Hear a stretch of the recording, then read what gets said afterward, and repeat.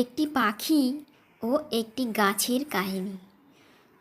বর্ষা আসতে চলেছে।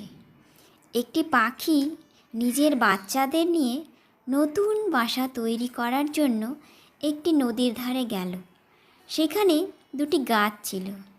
পাখিটি একটি গাছকে বলল, বর্ষার বৃষ্টি থেকে বাঁচার জন্য আমি আর আমার বাচ্চারা মিলে তোমার ডালে একটি বাসা তৈরি করতে চাই, বানাতে দেবে?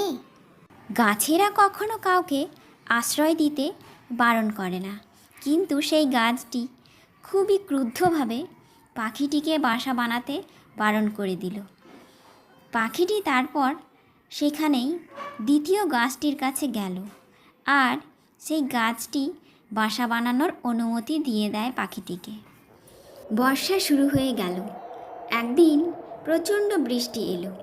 সেই প্রবল বৃষ্টির প্রকোপ প্রথম গাছটি সহ্য করতে পারল না আর মাটি থেকে উপড়ে নদীর জলে ভেসে গেল।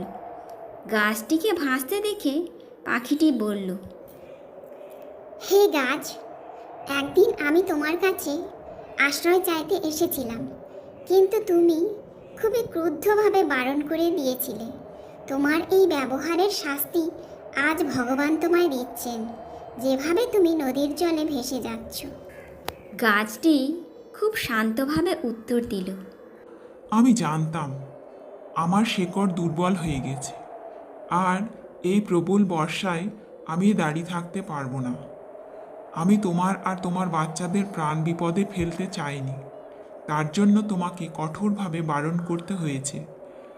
বারণ করার জন্য আমাকে ক্ষমা করে দিও। আর এই কথা বলতে বলতে গাছ নদীর জলে প্রবাহিত হয়ে গেল। নীতিকথা, এই গল্পটি থেকে আমরা শিখলাম যে কারো না বলাকে সবসময় তাদের কঠোরতা বোঝা উচিত নয়। কে জানে তার সেই না বলাতে তোমার হয়তো কোনো ভালো লুকিয়ে আছে। কে কখন কোন পরিস্থিতিতে থাকে হয়তো আমরা বুঝতে পারি না।